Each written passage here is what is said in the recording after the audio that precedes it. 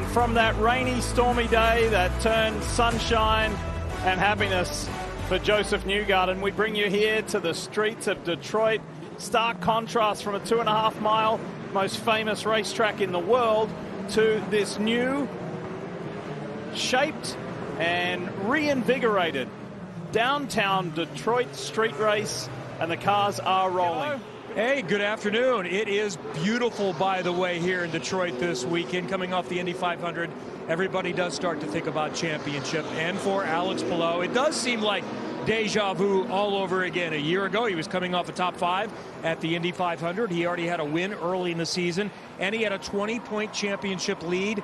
That's what it is right now. And you talked about the end of the schedule with all the ovals. So certainly Joseph Newgarden and others are still in it, but Palou is in a very comfortable space.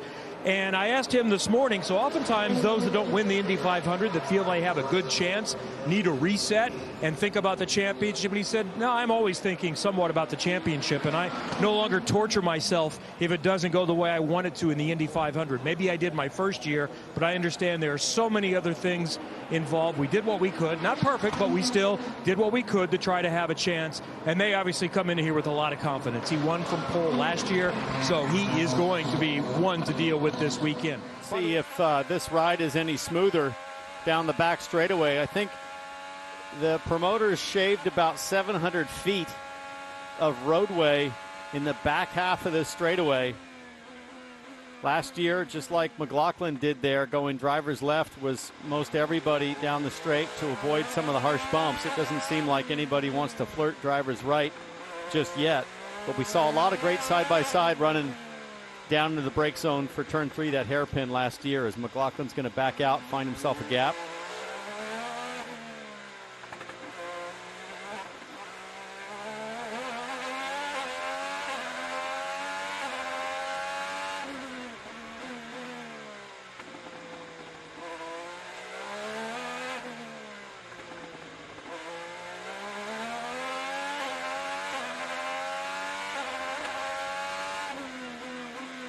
So that there, pit lane, that's another change there. The driver's left barrier after the blend line was reprofiled to create more width.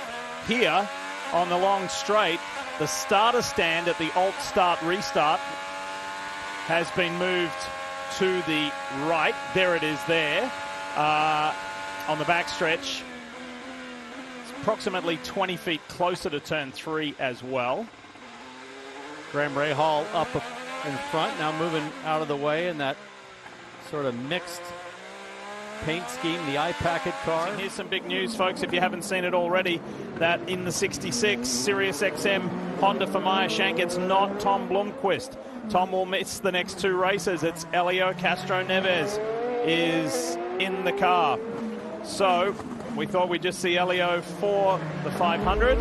However, this is what happened to Tom Blomqvist. Lap 1, turn 1 of the Indy 500. He couldn't believe it, nor could we. Up and over goes Marcus Ericsson, and Pietro Fittipaldi was caught up in that. 3 cars out in turn 1, lap 1. Look, Tom's expression says it all. So he is not in the car this week, nor next week at Road America. So Elio is back. A couple of unexpected drives for the veteran. Got experience here, did finish 19th last year, but Elio at the Indy 500 certainly didn't appear to have lost any of his fancy feet, fancy handwork. He was right up in the mix, and I'm sure he's absolutely relishing the opportunity to get back on a street circuit in an IndyCar. But let's not downplay how hard this is for Elio. He wasn't prepared for this, wasn't planning on it, and this is a very difficult place to get reacclimated. I want to take you back just a few moments ago, show you something that went down between Scott McLaughlin and Romain Grosjean. Have a look at this. Grosjean up ahead, and the Honko's hauling a car.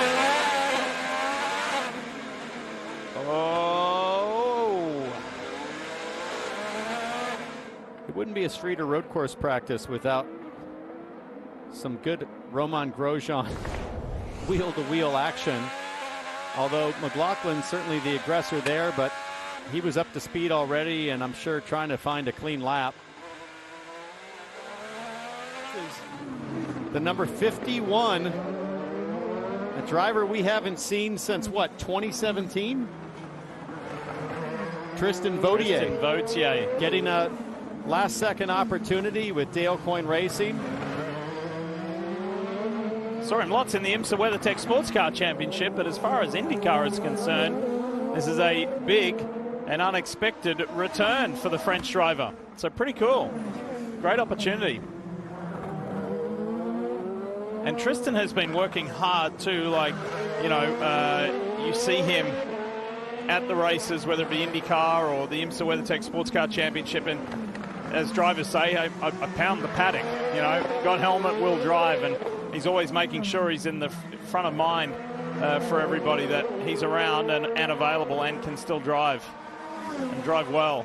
So you know, we'll I was see. thinking about the path, the plight of one-off drivers trying to get a shot in IndyCar. Colin Brown comes to mind this year. Tom Blomqvist coming over from sports car racing, highly rated, struggling, of course, to keep the seat.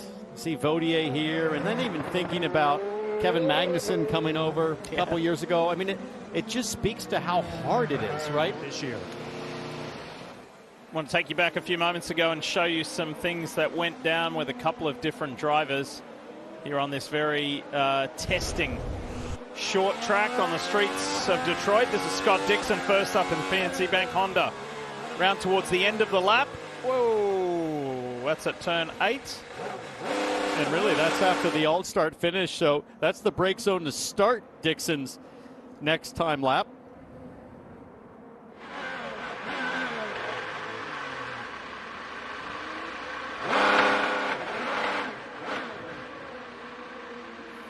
Felix Rosenqvist went through this. Hey, and that's nothing new, nothing too different. We always see this on street circuits. Here's Alex Palou after sitting for quite some time. 102.7. It was a 102.9 last lap. Fastest lap last year, session 1, that 103.0 from Pato Award, so already quicker. So, talked to Pato Award this morning. He still carries quite a bit of emotion about what happened last Sunday, almost winning his first Indy 500. And I said, well, how do you approach this weekend? He said, frankly, here, as challenging as this track is, I really just want to get a good, solid finish. Yep. Different mentality. Because if you look at the start of this year, outside of St. Pete, it was pretty challenging at places like Long Beach and the Indy GP. So you get back to the street circuits, the road courses, and I think Pato just wants to find the rhythm. After the way he drove last Sunday, I'd say this guy is easily Joseph Newgarden's biggest competition at all the ovals that'll close out the season. And you remember last year here, he had a frustrating time. Ended up in the wall, walked away from his car, 26th place finish last year. That was last year. This is last weekend. And this is the move that denied Pato O'Ward an Indianapolis 500 victory and ring and title. Oh boy. That guy has been close now 3 times in a row. And he was shocked. I asked him about that last lap. He said, I just never thought that Newgarden could draft up on me like that. He said, I thought I had it. And we'd speculate, at least I had, Diff, that maybe when Newgarden made that big, bold move, that it forced Pato to crack the throttle a little bit at the apex. He didn't. He stayed flat. He did have to lift when he got up into the wash, the jet wash there at the exit of turn 3, and the front end started to take off. But at the apex, in the moment where it was all or nothing, he was fully committed. And how lucky are we to see a finish like that, though? That was just sensational driving from both of them. Show you Kyle Kirkwood just a few moments ago. This is down the hill into turn 8 and running straight on. That's where Felix Rosenqvist went off as well. And Scott Dixon with the big lockup in this same corner. Kirkwood left front, Dixon, it was a right front lockup. It's a downhill run, and you can see the big surface change to that really light bleached concrete. Should improve as the track gets rubbered in, but practice one, you've only had the IMSA cars run, and it still looks pretty skatey down there. Here's Marcus Ericsson in the Delaware Life Honda. I spoke with Marcus earlier today. Somebody's gone off. Run off. That's either Renus VK or, yeah, it is Renus VK, Fred Carpenter Racing. And Marcus just said, I still... Surface flag for a piece of foam offline. It's just foam offline. Yeah, I saw that. That's over on the back. That's over near turn 7, I think. That came off as we were watching earlier, I think. Who ran on before? Who did we just see run on at turn 9 there? Here it is here. It went flying off the back of the car, or they collected it and it went flying in the air. Just that's a piece of cockpit. Maybe. Helmet foam. Yeah, Alexander Rossi was who we were looking at. Watch it go flying here. Yeah, so Alex just grabbed it. It wasn't from his car. He flung it. His rear left caught that. Christian Lundgaard's off to a good start in the High V Honda. He's 6th quickest at the moment. Mine's just purely aesthetic. There's nothing wrong with my eyes. Yeah. This is Renus VK. We showed you this earlier. Just heading into turn 1. Just past the pit exit there. And here's the Gallagher Chevrolet for Scotty Mack. It's turn 8 to start a timed lap. Same thing there. So a lot of front locks here. My guess is that into the hairpin on the back straightaway that they've optimized the brake bias over there, because that's the heaviest brake zone. And you might be in a situation now where you need to add rear bias for these corners, turn 8 and turn 1, and then dial it back out on the back straightaway. The question is, where do you have time after turn 3 of the hairpin to get your hand back to the dash? It's so bumpy through these sections right here. Maybe you could dial it in right here. So some might say, well, look, as more rubber goes down here, because it's not only IndyCar this weekend, Indy next, and also the IMSA WeatherTech Sports Car Championship.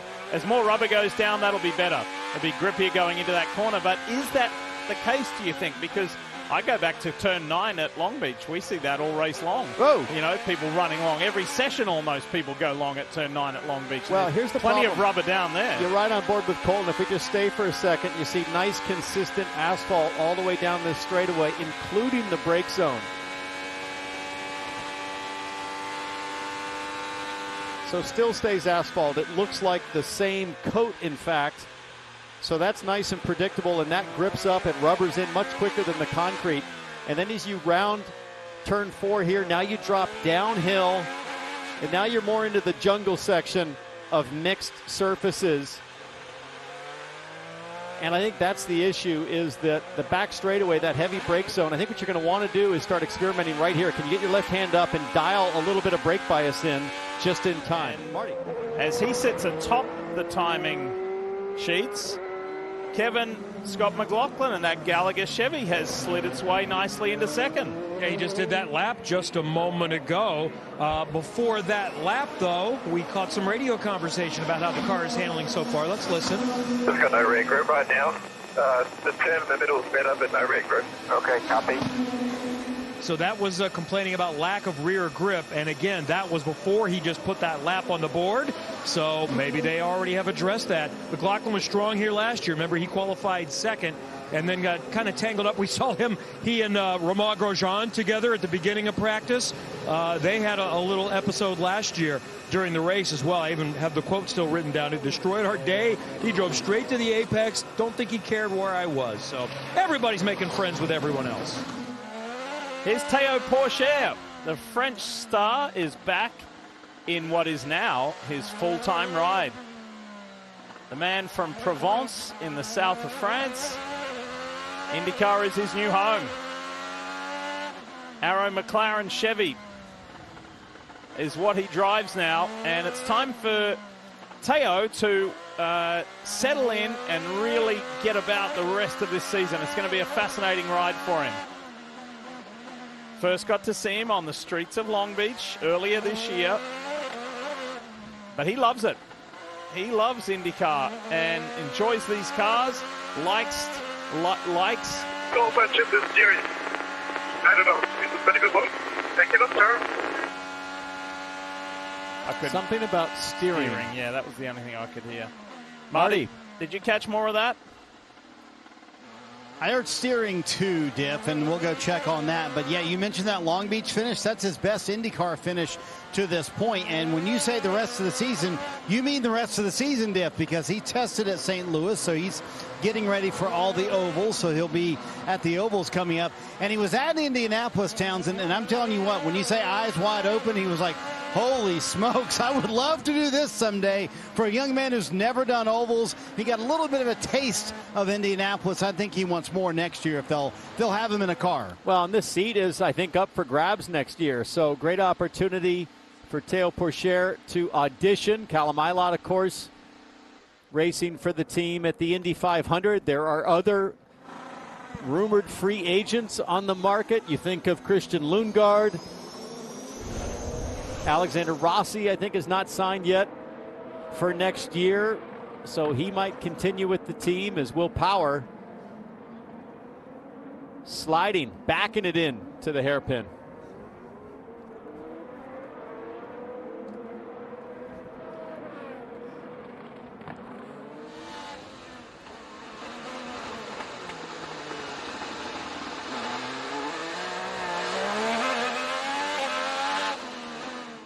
So that was Will Power. This is Christian Lundgaard. Wow, got really taily, under brakes, and add his name to the list at turn 8.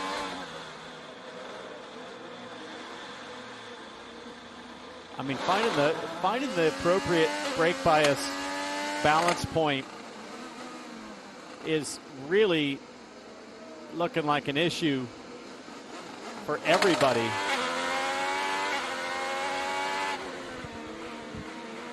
Remember I said add them to the list? Just keeps racking up. It just seems like if you miss it, you're either massive front lock, massive rear lock. There doesn't seem to be a lot of in between. Well, you were talking about Kyle Kirkwood, who had turned only 4 laps so far. He's back out on track now and has been out for a couple of laps, but he spent a lot of time on pit lane. And I also noticed a number of HRC execs around taking a look, and there was a concern. Is this a power issue? And that's what they were dealing with, power issue. But as you know, it's not always necessarily the power plant. Sometimes it's electronics, and they were doing things like switching out spark plugs, and then it fired up and it went, and he's still going, and he just dropped a couple of seconds on that last lap. So maybe all is good, and it had nothing to do with the Honda power plant this time around for Kyle Kirkwood.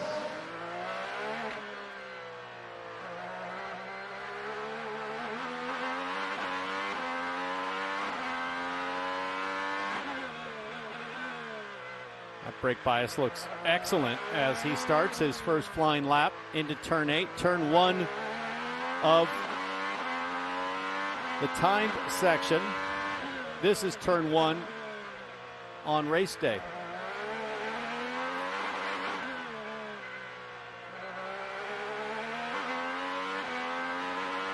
It's actually not true because this is the start on the back straight.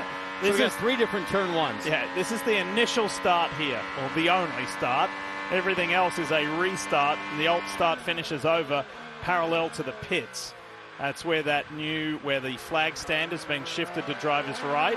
You want to tell us straight, T-Bell? You want to get your favorite? I think now that Hinch is not here, you want to get it. You want to get after it. You two don't have to fight over it anymore. They can see where that pink 60 is on the track, rounding turn 5. I guess what we should say is first corner and turn 1. There is only one. That's turn right. 1, turn 2. Correct. But it's the first corner. You'll see here in a second where the alt start finishes. Boom. This is turn 8 and turn 9, and this is where the alt start finishes right here. Look there, flag stand is up to your right. There it is there. This is the alt start finish here, and this is turn 1, as Townsend mentioned. Up the hill to turn 2, and then open up that throttle and hang on.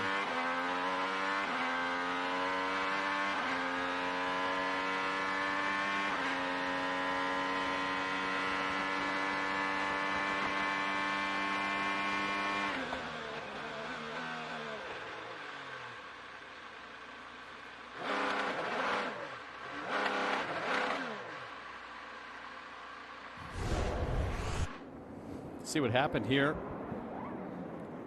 Just was complimenting the exceptional brake bias, Tiff. Oh, boy. And this is the problem. Turn 3 requires a totally different bias setting. That tire is screaming. It's Joseph Newgarden. Wow, look at the traffic jam. Whoa, whoa, whoa. Oh, whoa, whoa, wee. 9 3/4 minutes left in this session, and then we'll move over to Group 2. But valuable time on this track. Busy day today. There's already been 2 IMSA sessions, and IMSA qualifying is coming up here on Peacock, by the way, at the conclusion of this practice session, as Will Power makes a late move on Linus Lundqvist, the American Legion Honda.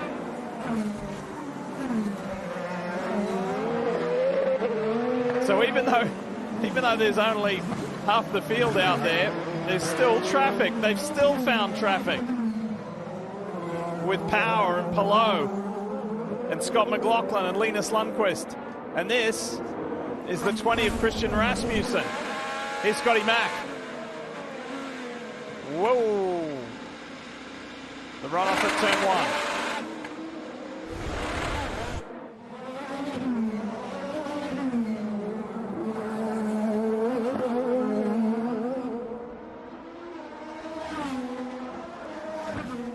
They're a full second faster today than what they were a year ago. As Christian Rasmussen in the Geiker Chevy sits in turn 5 with no apparent damage.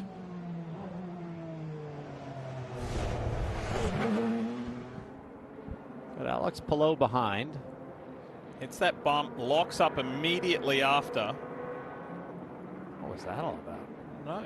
Did it just compress a lot more than he thought? It might have bottomed right Like here. right there.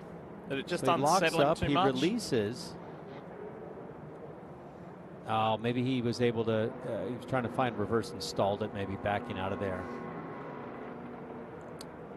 And then Alex Palou takes the escape at turn 8 after all of that. So thanks to the AMR safety team, they were a little busier last weekend than we would have hoped and what they would like to be. But again, doing a stellar job, taking care of everybody, getting them fired up, And helping them out. That brake zone is problematic because if you do overshoot, there is no flip around opportunity. You got to find reverse. If you stall, you could quite easily lose a lap, especially on a 1.6 mile track under caution. Kev, save us. Can't save you. I can tell you, though, that Pietro Fittipaldi and the Ray Hall Letterman Lanigan team have not been getting telemetry at times throughout the session.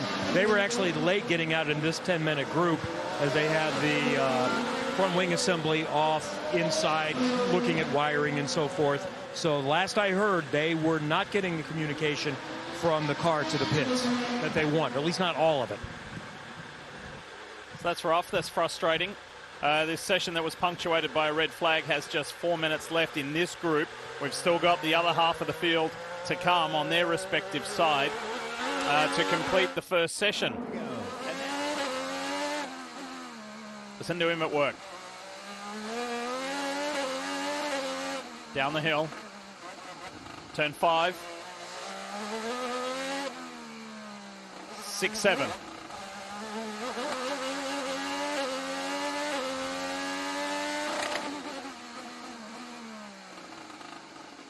Looks a little tentative in the brake zone there. Looks like he's going to cool it off, but that'll be it.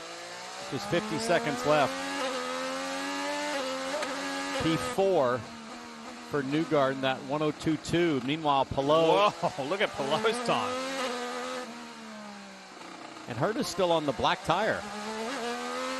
But he's going to be in that second group. That's true. I got to get used to this new adjustment. Yeah. When did we introduce this? At St. Pete, St. start of the Pete, year, yeah.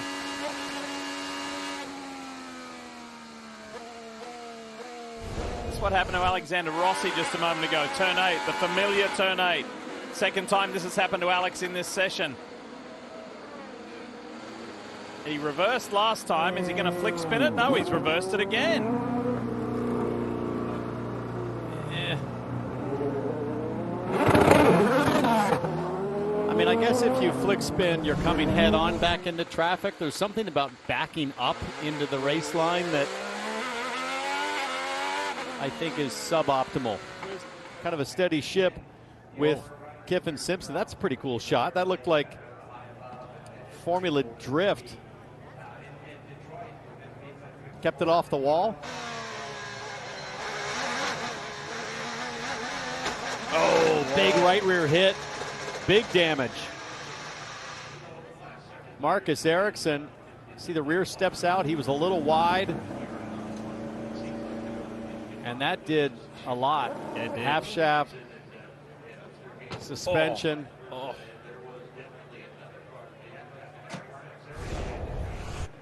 Winning, right. And just crushing it. Oh, looked like Felix Rosenquist did not want, is that Canapino? Yeah. Did not want Canapino to violate the, let's call it gentleman's agreement. Oh, it had just happened, I think. Everybody wants their one clean lap, and Felix thinking about returning the favor there. There we go. Now he's got some clear track space with 8 minutes left. There's a red flag. We'll look what that's for, but listen, oh, big contact diff. Uh-oh. That is not good for Jack Harvey. I wonder if that was the same corner that we saw Marcus Ericsson at turn 7. That's on the short shoot between turn 7 and 8. There it is. So that's where we saw Marcus Ericsson clout the wall with his right rear. Jack's gone in right front. And that team, the 18 team, has had a busy 2 weeks with crashed race cars. If you think about Nolan Siegel's crashes in practice and final qualifying day on Sunday, trying to bump his way into the Indy 500. Got into the wall again. I think that was this car, the road course car for Jack Harvey that was used as a backup for Nolan Siegel. And now it finds concrete again on the streets of Detroit as team owner Dale Coyne looks on.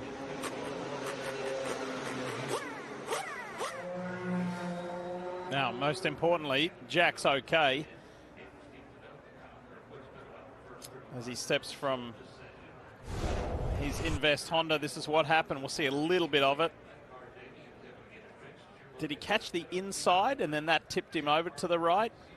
You see how the left front wing is, so he's caught the inside askew. Yeah, so don't know if that's just from the contact, but it's possible that he clipped and shot off it. That's an incident we see at St. Pete many times. Yeah. See the fence shake? Sure, certainly seems like. Yeah. We were talking about Pato O'Ward a moment ago and traffic being frustrating here at Detroit. He echoes that sentiment. This was a moment ago under green. They don't know how to respect them facing those Funkos, guys. Yep, copy that. You are correct. He was specifically, Townsend, talking about the Juncos Hollinger car. So the frustration already boiling over here at Detroit. Even with split groups here, traffic can be a frustrating thing. Detroit local time here. What's going on with the PNC Bank Honda of Scott Dixon? Shows you, as you look through the aero screen, how hard Dixon's working there. One way and the other soaring in that wheel. Watch the right front here too. Whoa. After he corrects, just look at the sidewall kind of flexing and flashing as it struggles to hang on. He's really pushing it down there.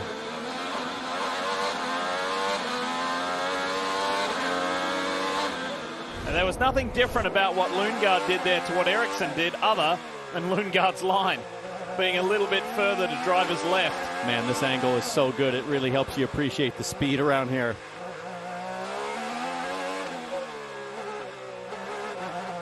Oh, short shift, the master. That was clever. You can hear him just grab the taller gear and allows you to sort of tractor roll the power in that really bumpy section. That's clever. 2 laps.